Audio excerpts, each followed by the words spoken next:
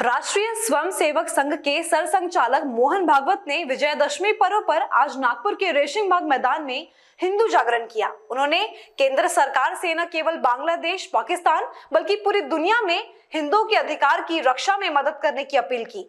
उन्होंने कहा, विजयादशमी समारोह के दौरान कई मुद्दों पर सरकार के कान पकड़े। उन्होंने सीधे तौर पर सरकार और हिंदुओं से अपील की कि कमजोरी अपराध है।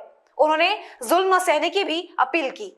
राष्ट्रीय स्वयंसेवक संघ के प्रमुख मोहन भागवत ने विजयादशमी कार्यक्रम में अहिल्याबाई होलकर और दयानंद सरस्वती जैसी महान विभूतियों को याद किया और कहा कि उन्होंने अपने लिए कुछ नहीं किया, जो भी किया समाज और देश के लिए किया। इससे पहले मोहन भागवत ने महाराष्ट्र के नागपुर में वार्षिक विजयादशमी उत्सव की शुरुआत शस्त्र पूजन से की। इस दौरान अपने संबोधन में उन्होंने कहा कि देश में अशांति फैलाने के लिए बाहरी ताकतों को देश से ही मदद मिल रही है। लोकतांत्रिक व्यवस्था में देश में कई पार्टियां होती है। वैकल्पिक राजनीति की आड़ में यह एजेंडा शुरू हो गया है। भारत की सीमाओं पर साजिश चल रही है, इसलिए हमें हर सीमा समय पर सजग रहना है। हमें एक नेशनल नैरेटिव चलाना है। आपको एक अभियान चलाना होगा। समाज की रक्षा के लिए यह आवश्यक है। बांग्लादेश में चर्चा है भारत हमारा दुश्मन है, पाकिस्तान हमारा मित्र है, ऐसी चर्चा है।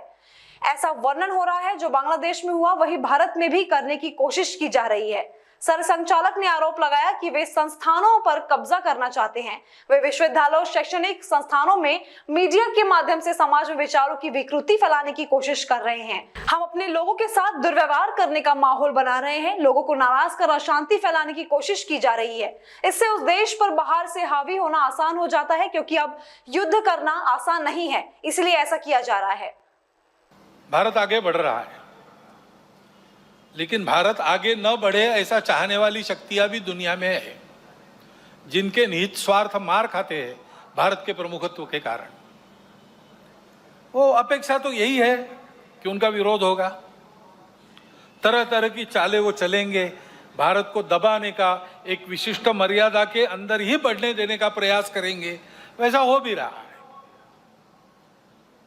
क्योंकि आखिर अभी तक भारत छोड़कर बाकी विश्व ने अपने स्वार्थ की बलि देकर भी दुनिया को बड़ा करने का मार्ग पकड़ा नहीं है। हम ये करते हैं, आज भी कर रहे हैं, सबको मदद करते हैं। हमारी शत्रुता करने वालों को भी आवश्यकता में मदद करने वाले हम हैं। शांति रहे इसलिए अपने हितों का बलिदान भी हमने कई बार किया है और करते हैं।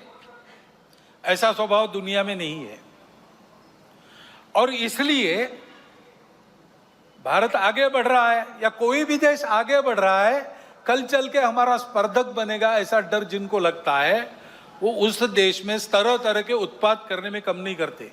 भाषा तो विश्व बंधुत्व की होती है, परंतु वो वहां तक ही है। अपने निहित स्वार्थ ठीक रहने चाहिए, अपनी सुरक्षा को धक्का नहीं लगना चाहिए। और इसलिए दूसरे देशों में कई प्रकार के उत्पाद खड़े करना, जनतांत्रिक तरीके से वहां कोई सरकार चुन के कारोबार कर रही, उसको नीचे लाना, ऐसा दुनिया में चलते रहता है। ये दुनिया की रीति लगभग बन गई है, जो नहीं बननी चाहिए लेकिन है।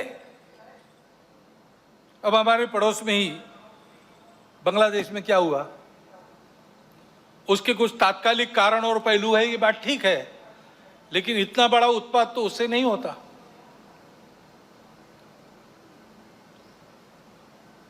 वो कारण, उनकी चर्चा जिनका विषय है वो करें,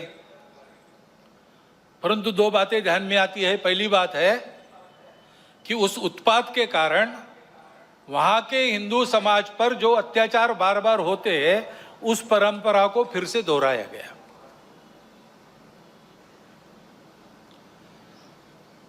पहली बार वहां का हिंदू संगठित होकर अपने बचाव में रास्ते पर आया, इसलिए कुछ बचाव हो गया।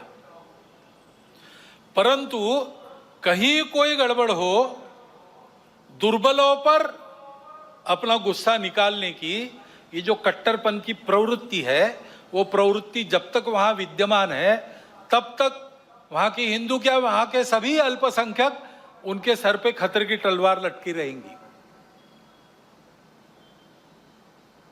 उनको आवश्यकता है मदद की। विश्व भर के हिंदुओं की भारत के सरकार की सहायता उनको मिले, ये उनकी आवश्यकता है।